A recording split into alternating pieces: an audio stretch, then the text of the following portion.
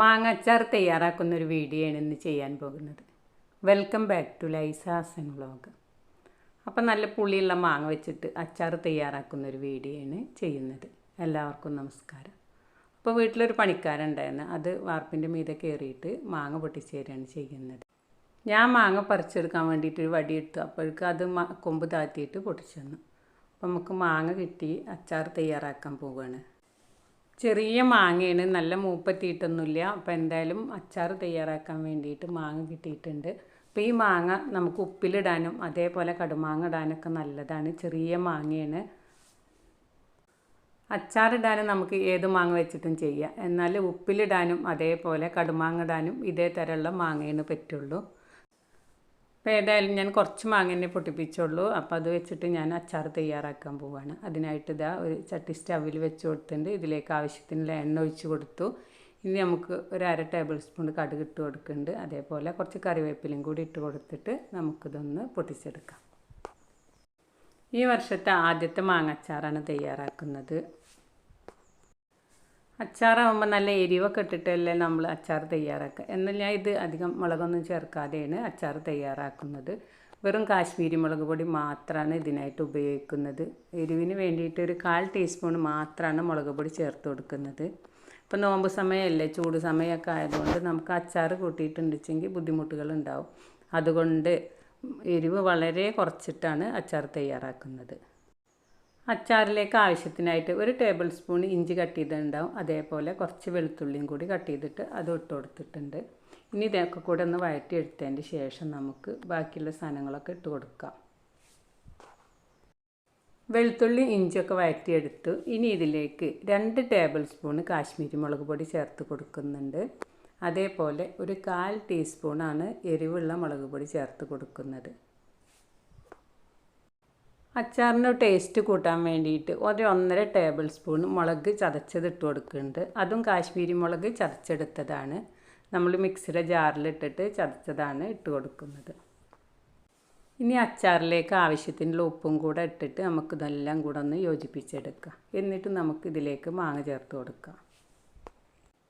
മാങ്ങ നല്ല കനം കുറഞ്ഞ് ചെത്തിയിട്ടാണ് അച്ചാറിടുന്നത്. സാധാരണ നമ്മൾ മാങ്ങ കട്ട് ചെയ്തിട്ടിടില്ലേ, അതേപോലെയല്ല, മാങ്ങ തൊലിയോട് കൂടി ചെത്തിയിട്ടാണ് അച്ചാർ തയ്യാറാക്കുന്നത്. ഈ രീതിയിൽ തയ്യാറാക്കിയിട്ടുണ്ടെങ്കിൽ മാങ്ങക്ക് നല്ല ടേസ്റ്റ് ഉണ്ടാവും. നമുക്ക് ചെയ്യാനും വളരെ എളുപ്പമാണ്. കട്ടിനേക്കാളും എളുപ്പമാണ് നമുക്ക് ഇതേപോലെ ചെരിച്ച് പിടിച്ചിട്ട് ചെത്തിയെടുക്കൽ.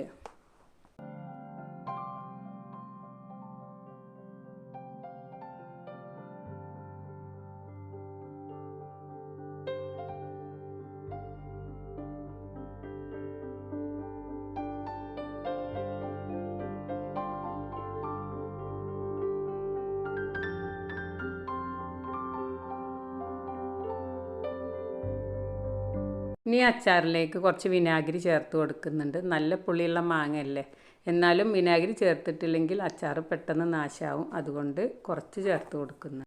ഇനി നമ്മൾ കട്ട് ചെയ്ത് വെച്ചിട്ടുള്ള മാങ്ങ ഇതിലേക്ക് ഇട്ട് കൊടുക്കുകയാണ് ചെയ്തത്.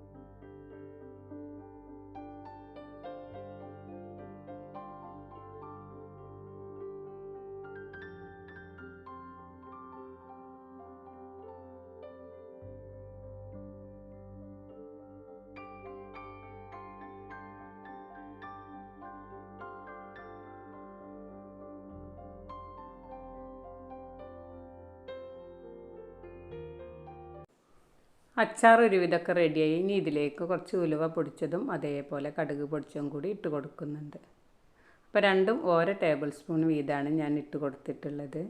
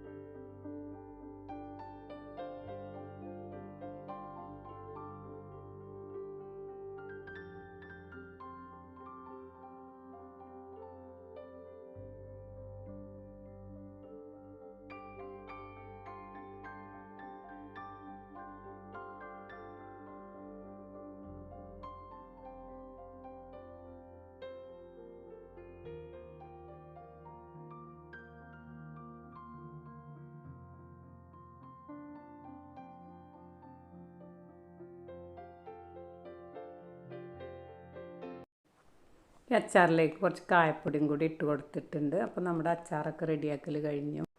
മാങ്ങയുടെ മീതെ വെള്ളം നനവില്ലാതിരുന്നാൽ മതി. എന്നാൽ മാങ്ങ അച്ചാർ തയ്യാറാക്കുമ്പോൾ കുറേ കാലം ഇരിക്കും. മാങ്ങ കട്ട് ചെയ്തിട്ട് അച്ചാറിനേക്കാളും എളുപ്പത്തിൽ ഇതേപോലെ മാങ്ങ നമ്മൾ ഒരു സൈഡിലേക്ക് ഇങ്ങനെ ചെത്തി കൊടുത്താന്ന് വെച്ചാൽ പെട്ടെന്ന് അച്ചാർ തയ്യാറാക്കി എടുക്കാൻ പറ്റും. അപ്പോൾ അറിയാത്തവർ ഇതേ രീതിയിലൊന്ന് തയ്യാറാക്കി നോക്കണം. നിങ്ങൾക്ക് എൻ്റെ വീഡിയോ ഇഷ്ടമായെന്ന് കരുതുന്നു. വീഡിയോ ഇഷ്ടമായാൽ നിങ്ങളെൻ്റെ ചാനൽ ആദ്യമായി കാണുകയാണെങ്കിൽ സബ്സ്ക്രൈബ് ചെയ്യാനും ലൈക്ക് ചെയ്യാനും ഇഷ്ടപ്പെട്ടാൽ കമൻറ്റ് ചെയ്യാനും മറക്കരുത്. മറ്റൊരു വീഡിയോയുമായി വരാൻ ശ്രമിക്കാം. Thanks for watching.